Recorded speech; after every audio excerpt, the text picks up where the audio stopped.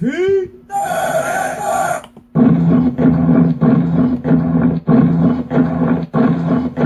Everywhere we go, people wanna know who we are. Yes. So we tell them this is the mighty MyT. Good evening and welcome back to another edition of the MyT Sports Podcast.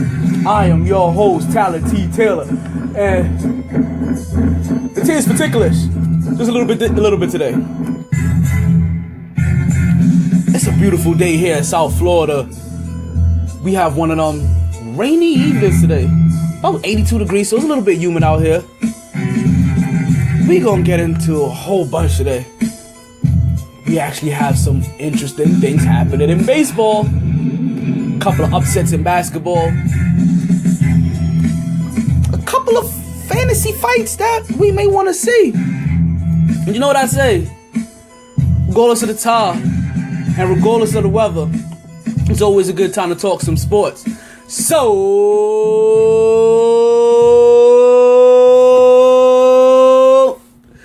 let's start talking. Woo! So, in ordinary fashion, just to start it off really quick from the jump, I don't have a game on in the background for you today, but I definitely do have the NBA draft lottery going on in the background for you today. So, this is going to be a very kind of interesting segment as we peek into what's going on, because with the NBA coming to its end, right? You know, because we've already had the end of the regular season. We're now what's into, I guess, called the postseason, the playoff basketball. They've even handed out the majority of the NBA individual awards, achievements. So the NBA draft, or I shouldn't say the NBA draft, because this is not really the draft, right? This is more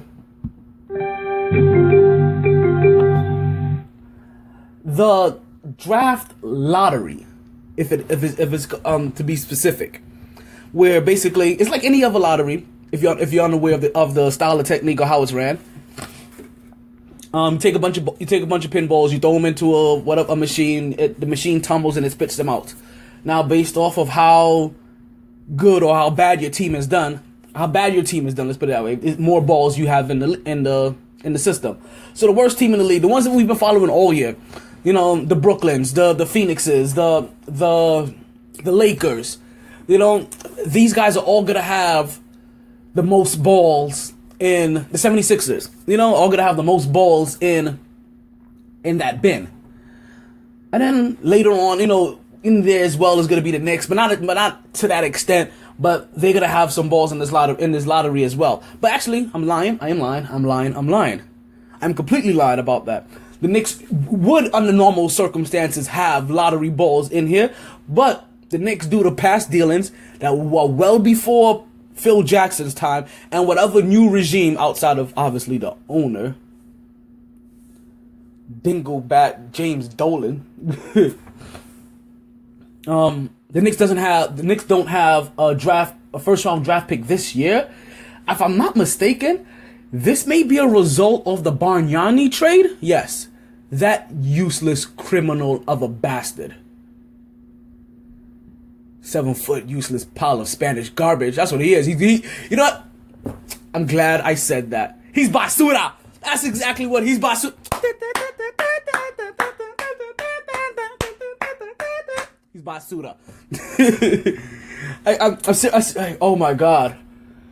Bad knees Bargnani. Always had an injury. Never could play through anything. So the draft lottery is going on now, and they've already pretty much figured out everything from number 14 through number 4, I believe it is now. And now sitting with the 3 best opportunities to get the number 1 pick is Boston, LA, and Philly, which is very interesting. Those are 3 historic franchises, to say the least. And with the number 3 pick, we get the Boston Celtics. With the number 2 pick,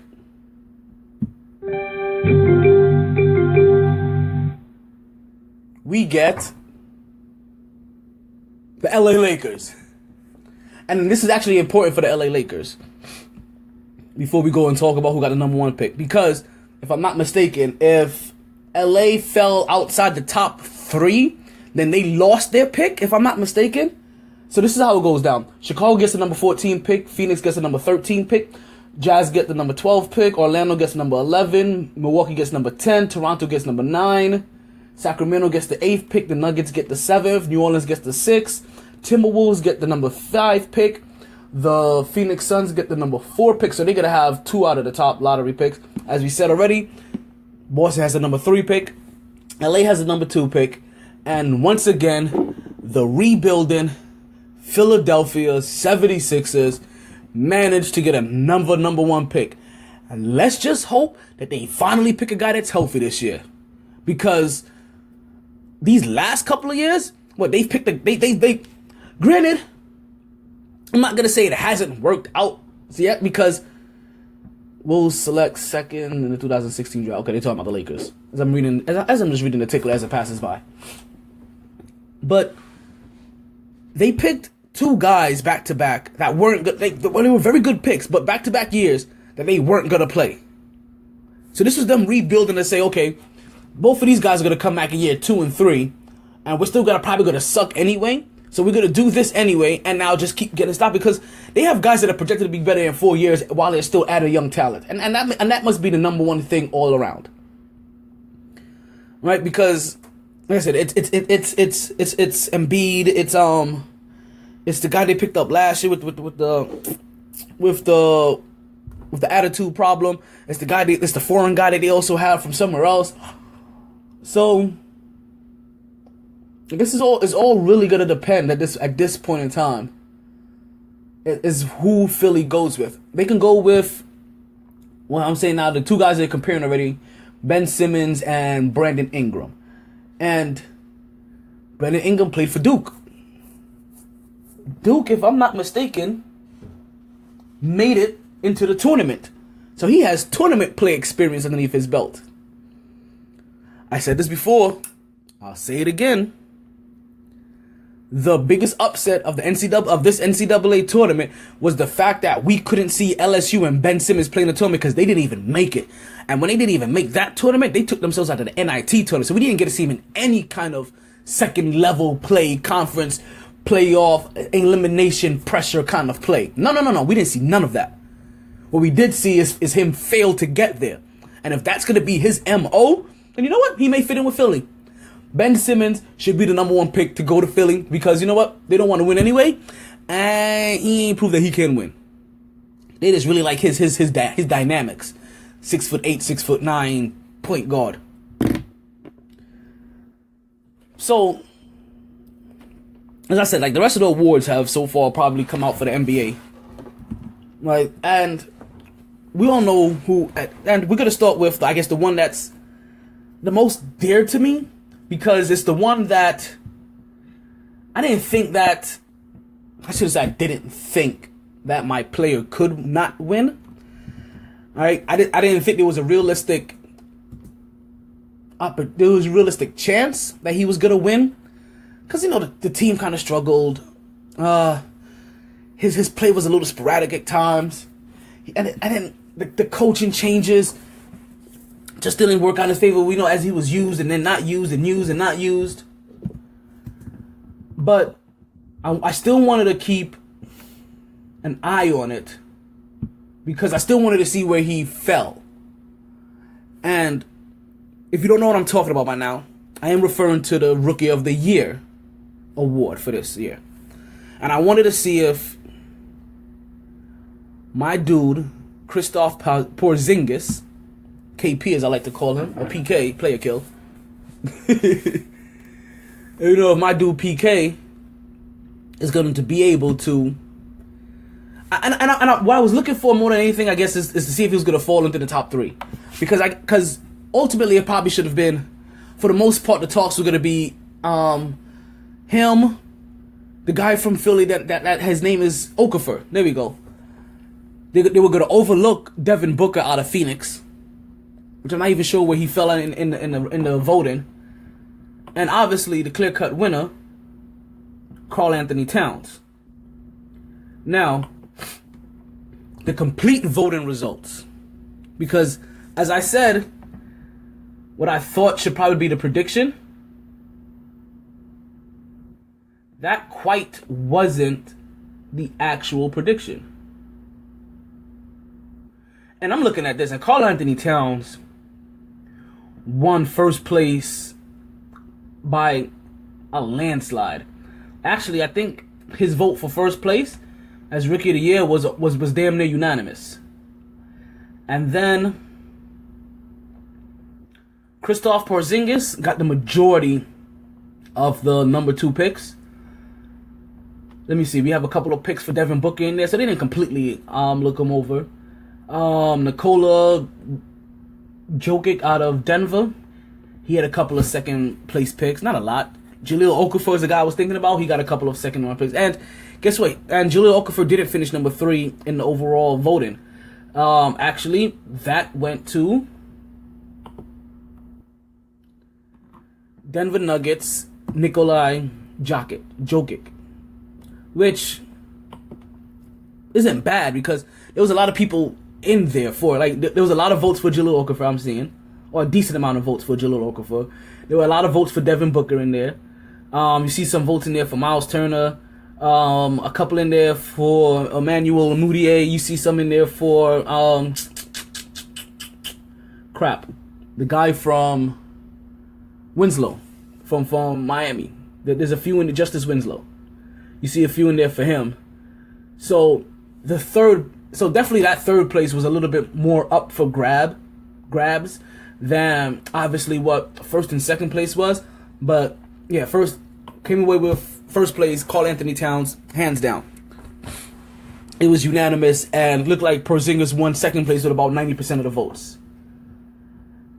Now, Coach of the Year, third place Greg Popovich, second place Terry Stotts from Portland, and like I said, you heard me. I had to apologize to Portland. You heard from me. Spot on. I had to apologize to what I expected them to do based off of how much they lost. But Coach of the Year, Steve Kerr. Still quite not sure how that happens, but that happens. Most Improved Player goes to the guy from Portland. That's the other wingman beside Damian Lillard, and that's shooting guard C.J. McCollum, followed by Kemba Walker and Giannis Antetokounmpo. Sixth Man of the Year award goes to Jamal Crawford again. Once again, another former Knick doing well somewhere else. And Defensive Player of the Year goes to Kawhi Leonard, followed by Draymond Green, followed by Hassan Whiteside, who, once again, let's not forget, poison pill. Guys out there, poison pill. Listen, you can't let Pat Riley just keep getting his way. You can't just keep letting him getting every single player that he wants at any time that he wants at any reasonable price that he wants without ever having to scratch his head. Like LeBron leaving him with maybe the only time Pat Riley's ever been turned down by somebody. I'm sorry, poison pill him. And the Rookie of the Year, we'll talk about that.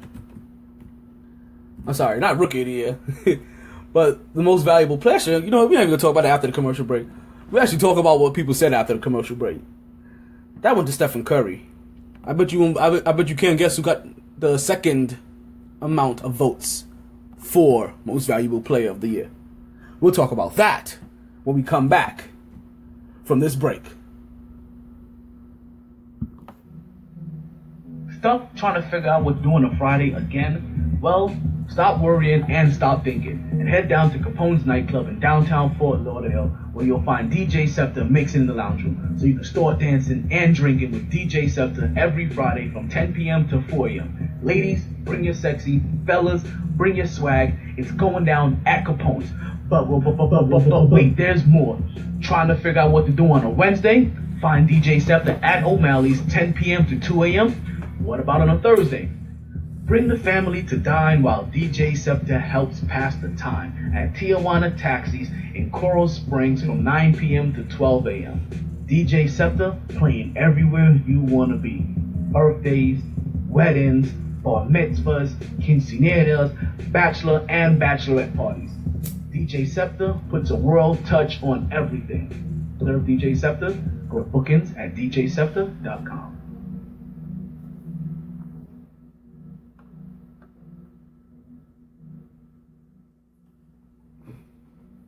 Welcome back. Thank you for still listening. This is the MyT Sports Podcast. I am still your host, Talon T. Taylor. You are listening on either SoundCloud or TuneIn Radio. If you're listening in another place, tell me, because that's the only two places I know of. Now, I said I was going to talk about the NBA, but I want to get into a different sport real quick because it's not often I get the opportunity to feel excited about talking about this sport.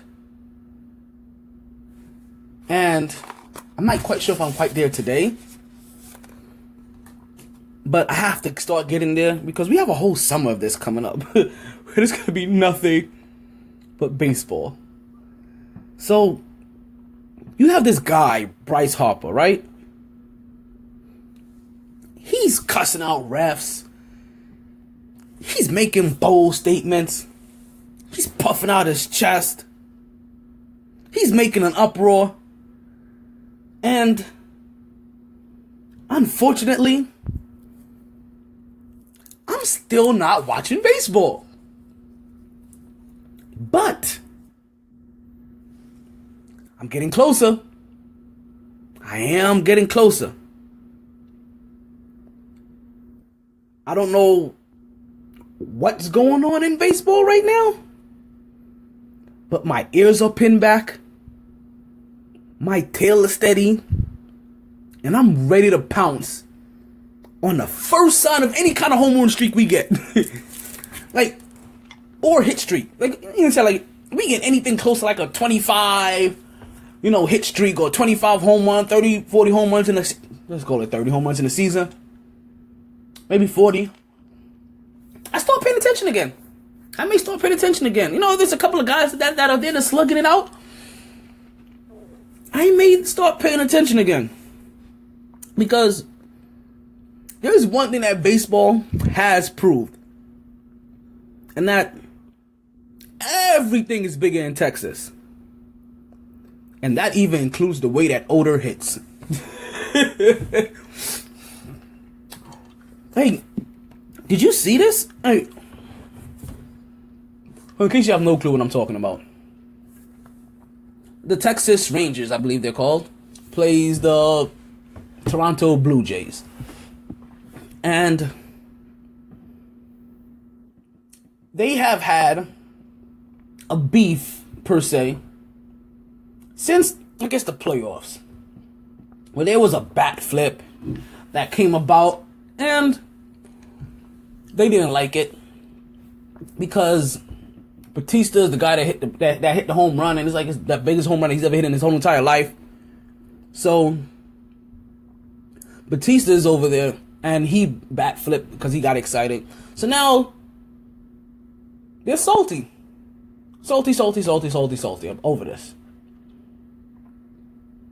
And what happens next is Batista gets hit with a ball, takes first base, comes into second hot as a little, hey, screw you guys for just hitting me with that bat for that ball, but even though this is because of my bat flip. Comes in hot, goes after the guy's legs. Says he avoids it, that he could have really went for it if he wanted to, but he avoided it. He just wanted to let him know of his presence. So, fair enough.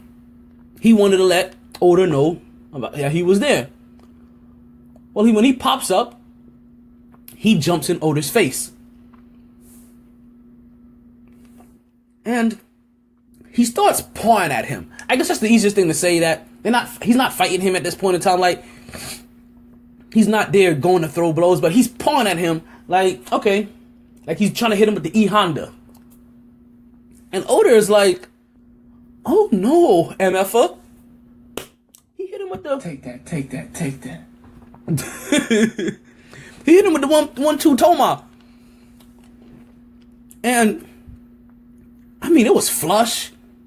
It was there, and it was flush, and it was quick, and it was precise, and it was on the point and on the money.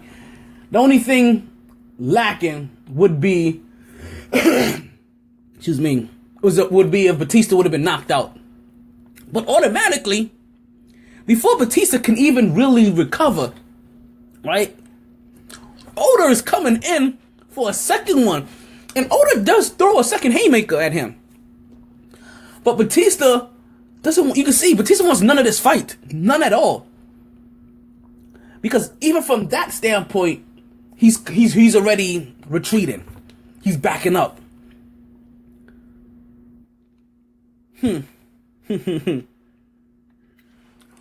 So now this is like the punch heard around the world. And I'm telling you, if it's not for anything, right? And this is coming from a guy that's a Yankees fan.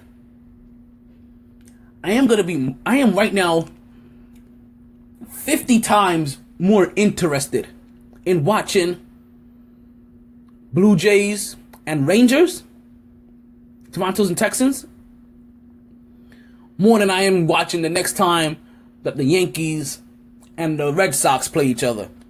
And unfortunately, yeah, we don't get that again unless it happens in the playoffs. As Toronto takes an 11-7 lead over Cleveland.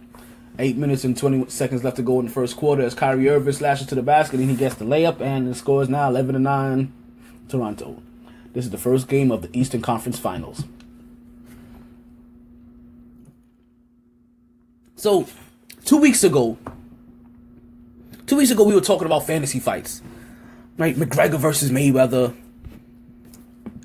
And in pure WWE fashion, this is now a triple threat match. We now have Conor McGregor, Mayweather, and we are now throwing in Older.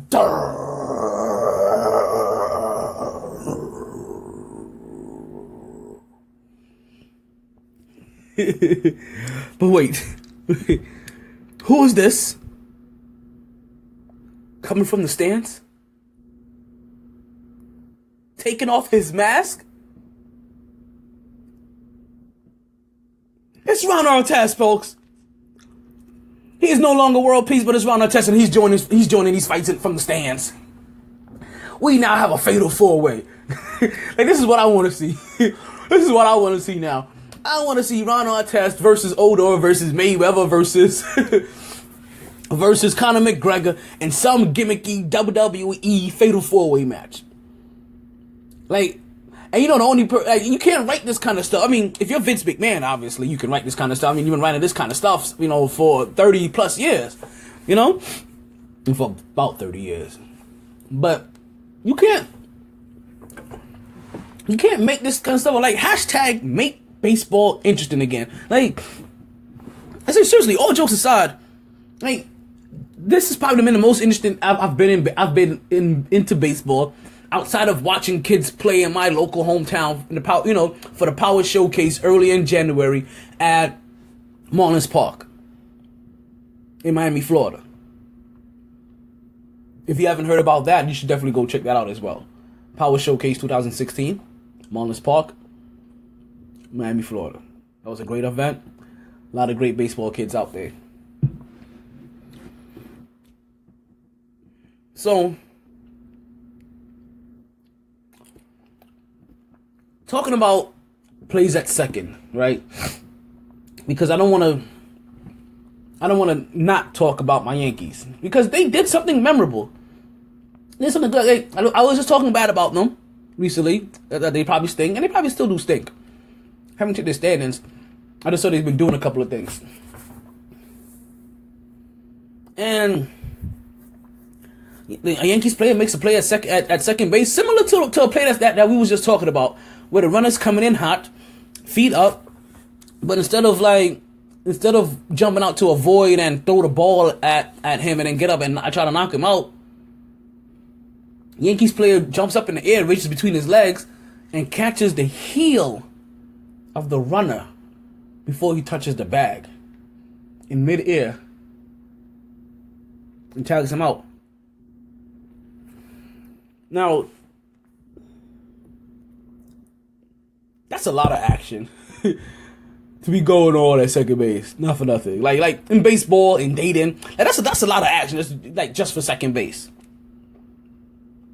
Would have been worth it if you're talking about getting people interested in baseball again. Because listen, while people may not want to see fights, they do want to see action.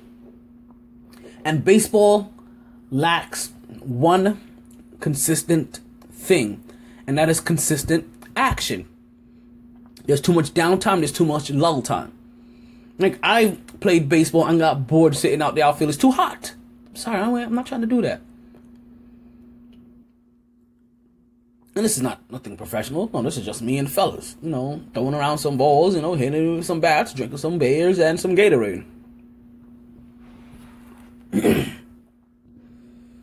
But baseball lacks action. So, when Bryce Harper is over there cursing out the umpires, yes, hashtag make baseball interesting. When you have benches being cleared over bat flips, yes, hashtag make baseball interesting again. When you have odor hitting, regardless of how many deodorants or antiperspirants you have on, yes, hashtag make baseball interesting. And might not say, somebody needs to get that man a deal. Like, he needs to be the new face of something. Like, oh, man. I need to check his credentials, too. I'm telling you, like, whew. Those hits. But I don't want to get too sidetracked. Because, like I said, just like how baseball just now started and they're getting into their swing. And football is obviously completely all over. And we're still here talking about this game that I don't know why I'm surprised that Cleveland is starting off slow against Toronto. I mean, it's not really slow. Toronto has a 4-point lead, 17-13, 5 minutes to go in the first quarter. As we see, was that DeMar? No, that wasn't Carroll. Toronto takes a 3-pointer. Mississippi comes off the backboard. Rebound by Kevin Love. Outlets to J.R. Smith. J.R. Smith back to Kevin Love. Pick and roll game. Kevin Love fakes a 3-pointer, steps back, takes another 3, and we have a swish. 17-16. That's not enough action. Like, see there? That is more action than I just called in, what was that, 90 seconds? I don't even think that was 90 seconds. And you get from a straight-out baseball game. As we've seen Kyle Lowry jack up a 3-pointer to come off the back. And if Toronto thinks they're going to win this game by jacking up 3-pointers, they are highly mistaken. They're highly, highly mistaken. Like, you're a horrible shooting team. And Cleveland's up. I don't want to get too far into this one because we have a whole set of commercials and a whole slew of other topics that we need to talk about. And it's going to lead right into this anyway. So, when we come back, I don't know where we're going to go with this, but we're going to go somewhere. It'll be fun.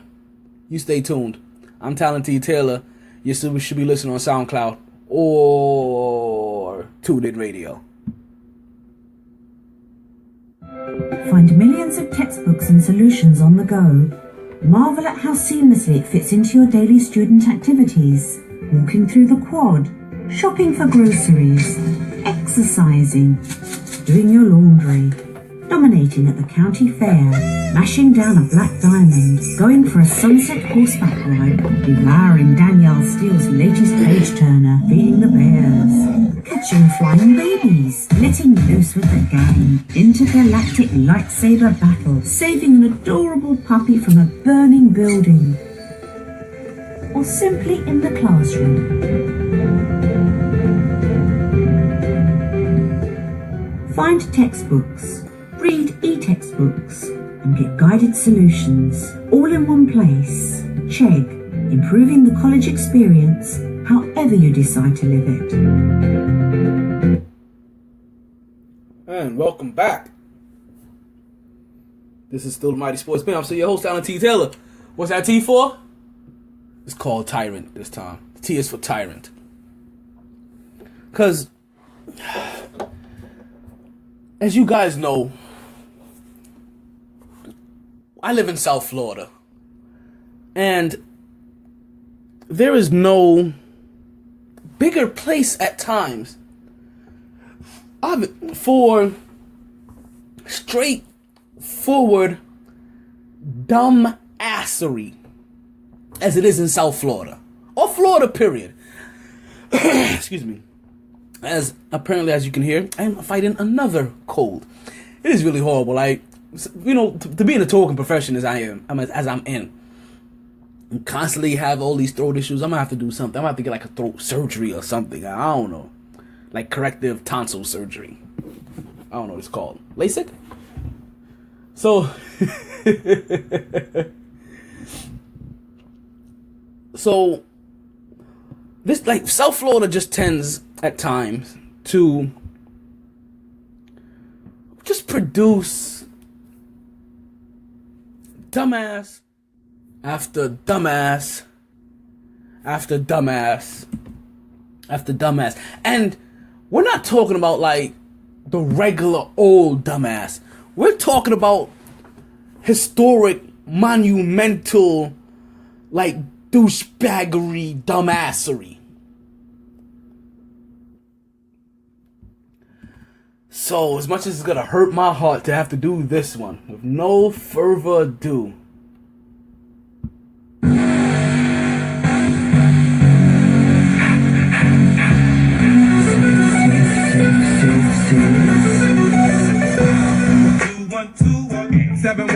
matter of fact, 305.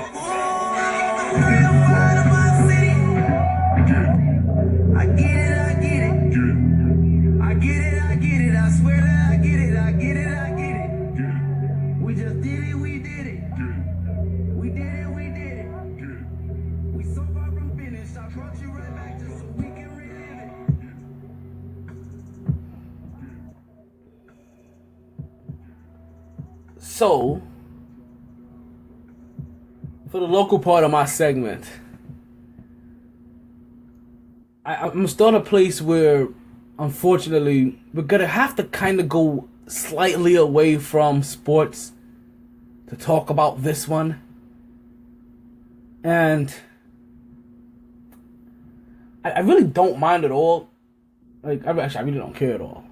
Because, I mean, so let's just go ahead and talk and just say it. David Zimmerman.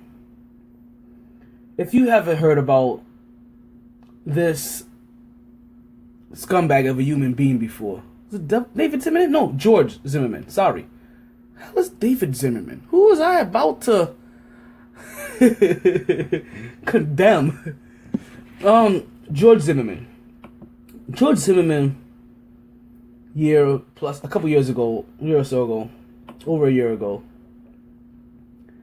had a run-in with a young boy named Trayvon Martin. In this run-in, he assumed that this young boy was... I'm just giving you a quick backstory in case you never heard of it. He assumed that this young boy was a burglar or something like that because there had been robberies in the neighborhood. So due to that, he chased the young boy down. Right? Young boy at the same time, fearing his life, being followed by somebody, is also calling the police, trying to say that somebody is following him and he don't know what to do. Something of that nature. Zimmerman calls the police, right? Reports that he sees somebody supposedly suspicious, and the police tell him to back off, to not engage, to cease and desist. He disobeys a lawful order, or what? I don't know how it works. Because I know anytime I've disobeyed the law, like there are repercussions.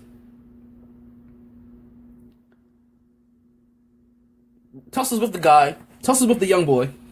Apparently becomes on the losing end of it because obviously his punk ass can't fight. Right? That he's losing to a 16-year-old boy. And then in the midst of it, shoots him twice. Which is basically the philosophy of most people that fight nowadays. Your punk ass can't fight. So as soon as you lose, your first instinct is, oh, let me draw my weapon because I'm getting my ass whooped. Not realizing you can recover from this ass whooping, but because you don't want to be the loser in a fist fight, you draw your weapon. I did see something similar about this also on social media, where they were doing something about Louisiana and something similar happened. Dude came there talking a bunch of smack, got his butt whooped, and then right at the end after he was getting his butt whooped, decided to draw his weapon. And if it wasn't for the fact that they had news camera there, they probably would have took the weapon. Like, they took the weapon from the guy that drew it. They probably would have snatched his own weapon from him and shot him with it. Unfortunately, that's not what happened in the Zimmerman and Trayvon Martin case. So Zimmerman basically gets off not guilty for the shooting. He called it stand your grounds or some BS law that I can't wait till I'm on the other end so I'm able to utilize it. And I want to see what the hell they're able to say to this U.S. military veteran that obviously, would have no other no reason to have to put somebody in that situation unless he was standing his ground, because I am threatened every day. People will think that it is okay to try me because of my race. Yeah, that still happens to me.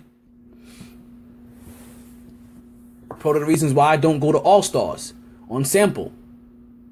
What's that, sample and power line? Part of the reason I don't like going there. Also, not for nothing, that's sample and what? Sample and power line? Also, Palladium nightclub is very racist towards black people. I'm saying, they are. That one's on sample and 441. Check them out. Try it one day. Try going in there without a whole bunch of your Spanish friends and see how they treat you. Dress properly.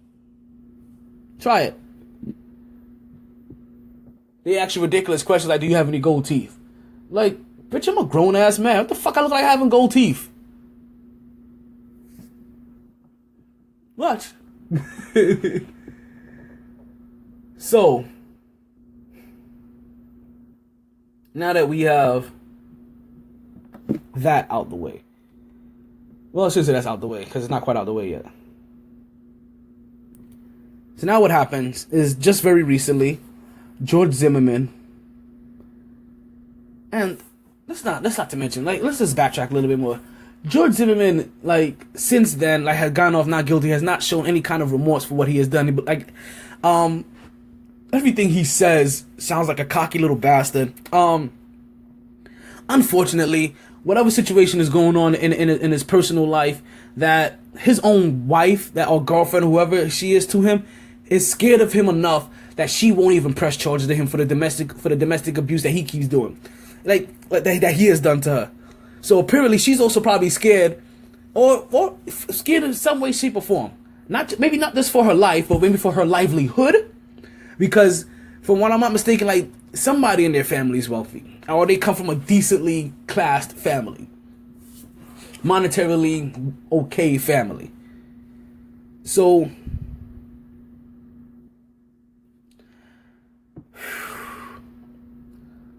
I get a little confused now. Not saying to say confused. I guess if she is, if she was his girlfriend or his wife, but she doesn't want to press charges. But he has had a domestic dispute incident that surprisingly went away. And now in his most latest despicable act, I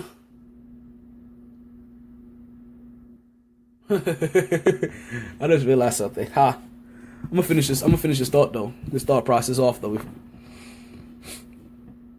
He decides that he wants to auction off the gun that he used to kill Trayvon Martin. Auction it. Yes, you heard me. He wants to auction the gun. It's just that he wants to. He tried to. He attempted to auction off the weapon. And he probably would have gotten 6 figures for it. And when they asked him, how do you feel about people that think that this is kind of disgusting and despicable that you're trying to auction off, the weapon that you use, that was used in this murder trial, because he just recently got the weapon back. Obviously, his response is, "Well, my thought is I guess I don't have to worry about those people bidding." That's what he can say. I'm telling you what's gonna happen, and I'm realizing that he is more like him as I'm formulating this process, is that eventually he's gonna come out with a book just like OJ, saying that I didn't kill Trayvon Martin, but if I did, this is how I would have done it. You know what I mean? Like, he's gonna do something stupid, like he's gonna do something retarded like that, and I'm realizing that George Zimmerman is basically just OJ Simpson. Take it how you want it. Like, I don't even care how, like, who's offended. Like, which races are even offended by this? Like, if I'm offending both of them, yeah. If I'm offending like 3 races right now, yeah, I'm trying to offend all of y'all, all of us. Like, George Zimmerman is basically O.J. Simpson. So, as we see Shumpert slashing and finishing in the lane, fierce, rah, like a dungeon dragon. Fortunately for Trayvon Martin, I guess Trayvon Martin's family. That's the only people that I mean, there's no more people I think is affected by this. Is by this man's pure like disregard and disrespect for even if he. For what he attempted to do, even when you find out that this person wasn't a criminal, that you did just like murder an innocent kid, at least show some kind of remorse. I don't think I've ever showed him so remorse. I think Casey Anthony showed more remorse than he did.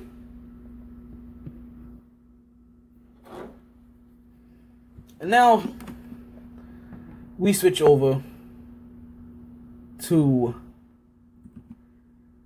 a little bit of basketball. Not a lot, because this isn't going to be here for long. Because at the same time, you know what? They're no longer here. Who am I talking about? Well, guess. We're in the local segment here.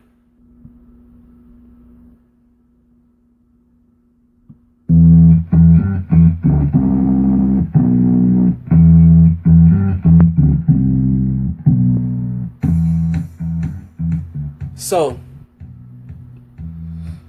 the Miami Heat lose in 7 games to the Toronto Raptors. If you haven't gotten that by now, because that would be the only way that currently Toronto Raptors will be playing the Cleveland Cavaliers. Now, ironically, I am a little sad about this. Like, what most Heat fans may think or think about me, because, as I did say, like, Miami Heat were my dark horses to beat Cleveland. But Miami Heat just also couldn't stay healthy enough, and I guess that's always been a big theme through most playoff runs for most teams. Is can you stay healthy? Not just do the 82 game grind, but the 16 plus game grind to come after that. The Miami Heat unfortunately weren't strong enough to hold on, but they put up a valiant effort. After going down 3-2 to the Toronto Raptors, they managed to force a Game 3 by winning another game in Miami. I'm sorry, not force a Game 3, force a Game 7 by winning Game 6 in Miami, so that Toronto was going to have to beat them in Toronto. Unfortunately for Miami, they just didn't have enough to play up against the Toronto team. That finally, for the whole entire playoff series, finally had it clicking. For one game, the Toronto Raptors had it clicking. And it was for Game 7 versus the Miami Heat. And unfortunately, that little bit of stretch sends Miami home and moves Toronto on. Miami Heat now is going to go through the rebuilding process. I shouldn't say rebuilding process, but the off-season process. Well, now they're going to try to determine what's good here. Who are we going to resign? Who are we going to extend? Who are we going to try to bring in? There's all kinds of things they have to determine. What are they going to do with Dwayne Wade? Dwayne Wade is old. Let's not get it twisted. Dwayne Wade may have looked good, but Dwayne Wade has played very little basketball over the last 5 years. Dwayne Wade is old. Who can they add to this team? And can they keep Hassan Whiteside? All of those got to be answered for the Heat in this offseason. We're gonna talk about that. We ain't even gonna talk about that anymore, but we're gonna go to a commercial break, and we're gonna get more into the NBA playoffs and this offseason when we come back. Take off. Tired of being ripped off by those other guys? Then head down to Multivest Games and get the value you deserve. Multivest. Find them at 830 183rd Street, Miami Gardens, Florida, 33169. Located just 5 minutes from Tootsie's and Sun Life Stadium in the plaza across from Snappers. Multivest Games. Save more, play more.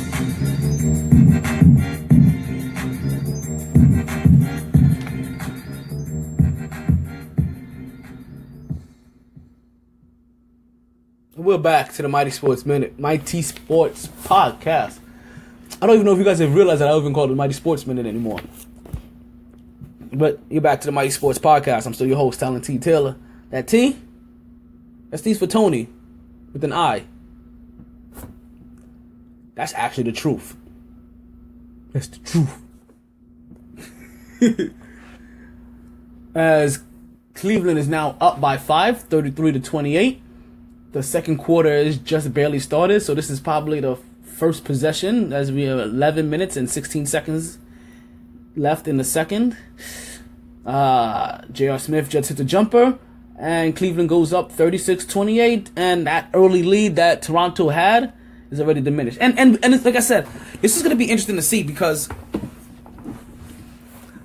the NBA playoffs have been a tale of really two halves, right? And when I say two halves, I mean two halves of your league, your Eastern Conference and your Western Conference. Where in your Eastern Conference, Cleveland has swept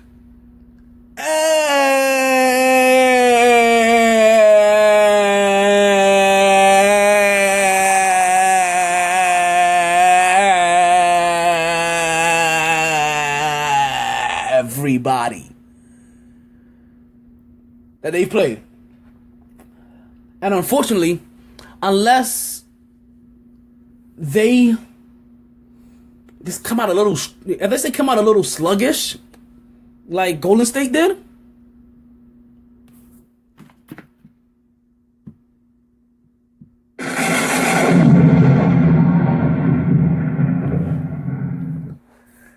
then I don't think anybody thinks that Miami shouldn't really sweep Toronto.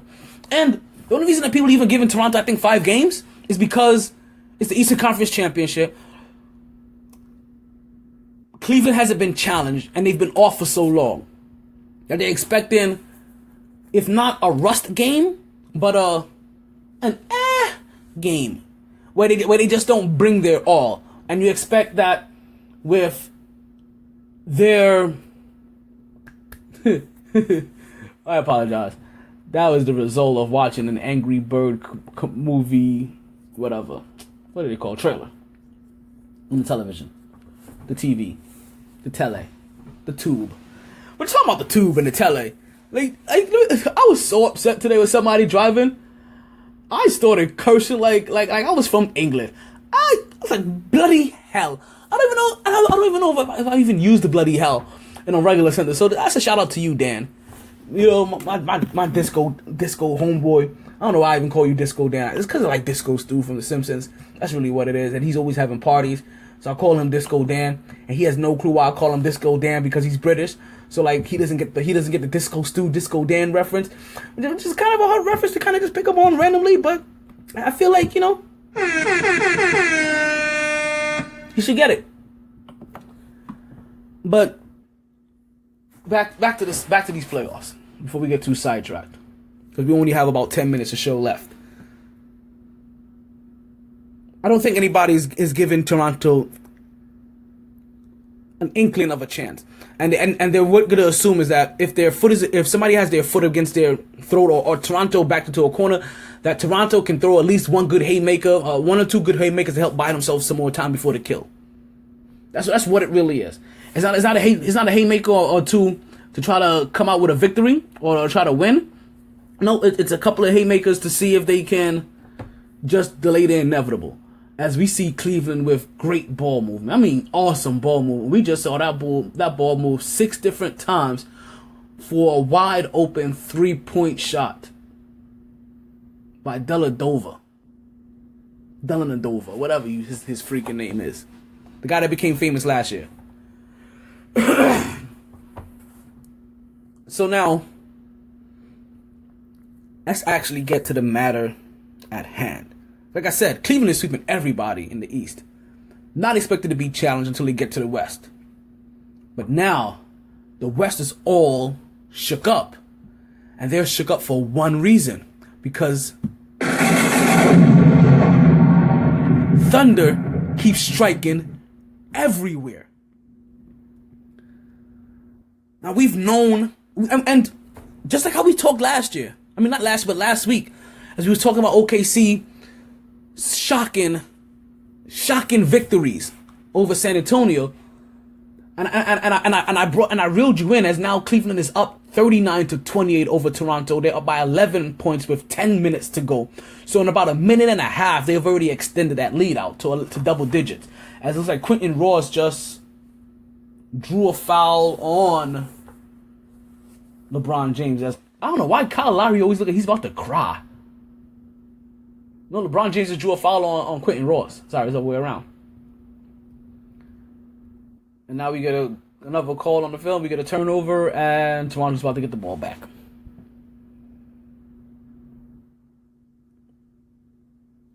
So as we ended the show last week, we talked about the show last week, as the Thunder has been surprising everybody. We spoke about one little thing we did mention last week to kind of bring you back in, to draw you back in, is let's not forget of how Oklahoma City gives San Antonio trouble. So while the whole world may have been overlooking Oklahoma City, San Antonio wasn't, because San Antonio knows that they have had problems with them and they continue to have problems with them. And listen, the 3 teams that we have spoken about, right, or 3 of the teams that have been there before. Golden State just last year, San Antonio the year before that, Oklahoma City was the first team to be there in the LeBron era.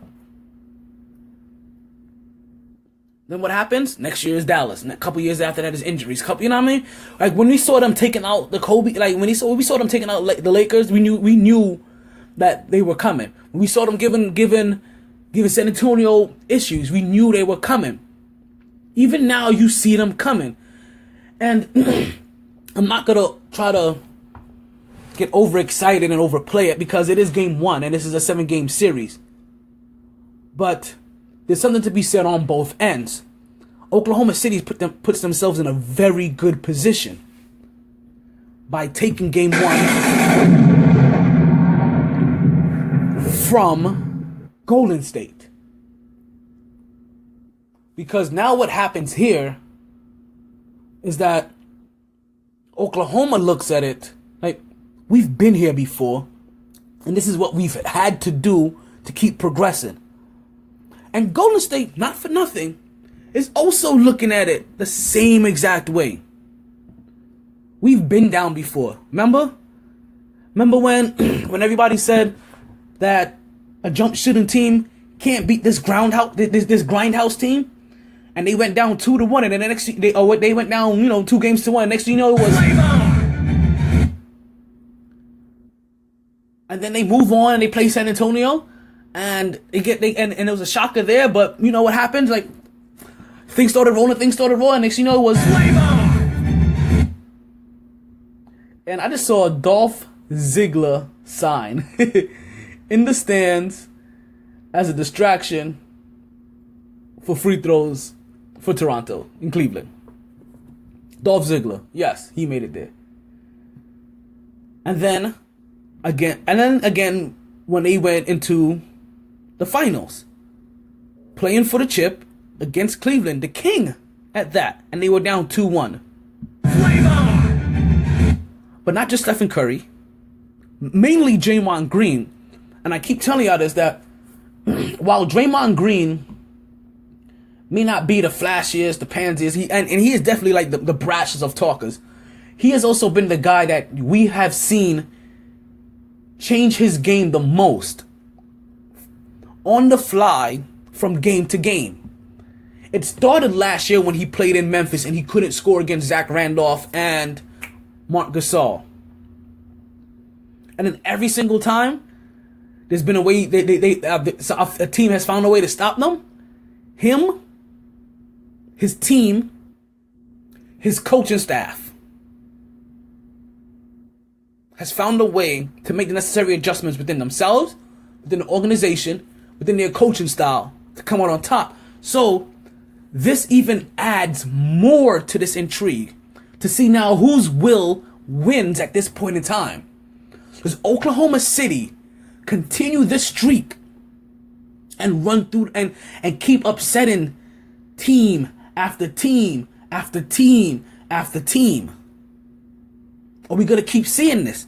Because if Oklahoma City, and I said this, I don't want to see Oklahoma City play up against Cleveland because I saw how they fell to them the last time.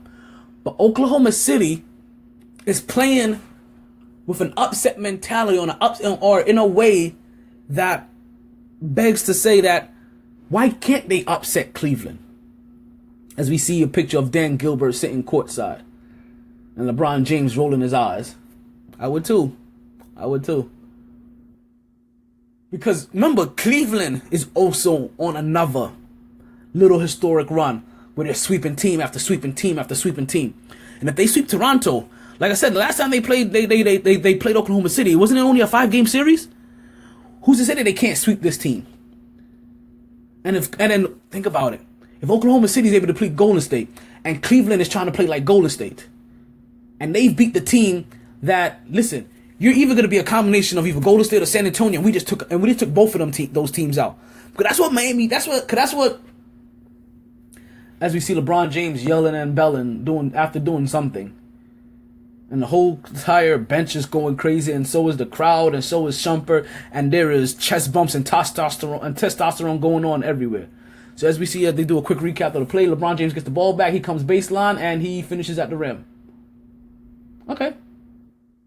He recovers an offensive ball, goes baseline, gets around Carroll, and finishes at the rim. Oh, also gets the foul. So Cleveland is up by 17, 30-47. And as in LeBron James fashion, he misses the free throw. Cleveland is up 30-47. 47-30. Up by 17 points. So it is going to be interesting to really see which will is going to win. Is it going to be Oklahoma City's will to keep with this underdog mentality, as they were considered one of the top 3 teams in the West, but they weren't given a fair chance to come out of the West. Not a fair shot. But people are starting to notice them now. Started to notice what Cantor is, as Iman Shumpert goes down hard, and this may be the first slew of injuries that starts for Cleveland. As Cleveland is up now 49-30 over Toronto, 6 minutes to go in the second quarter. As they're probably going to cut to a commercial break. And they actually cut to a replay. And we see Shumpert driving to the lane. He gets by Carroll again. As Carroll is just being blown by for his second time. Shump finishes with 2 hands, but ooh. Oh! Ho, ho, ho! Sorry. So Shump finishes with 2 hands. Kamari Carroll's body's kind of underneath him. He lands bad. And his right knee takes a really bad torque. That's the kind of thing that you see a sprained knee from. At minimum, if you're lucky. So, like I said, Cleveland is sweeping everybody. Like, Toronto battled and they took out Miami. That's good. Oklahoma City basically robbed San Antonio. And Golden State just shined over Houston. But that's something completely different now. As we are now officially down to the final 4 teams. And we're trying to see who's going to go for this chip.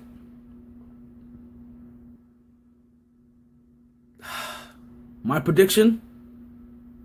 Golden State, Cleveland. Sorry. Yeah.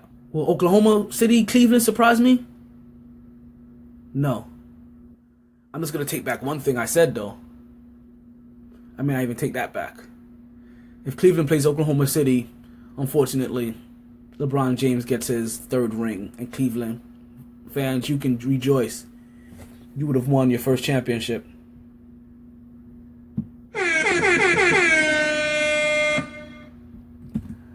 Thank you guys for listening. I do appreciate it as always. Thank you. Thank you. Thank you, thank you, thank you. I can't thank you in enough ways. If you're listening on SoundCloud, do remember, at any point in time in the podcast, you could have left any comment regarding any topic you so heartily please.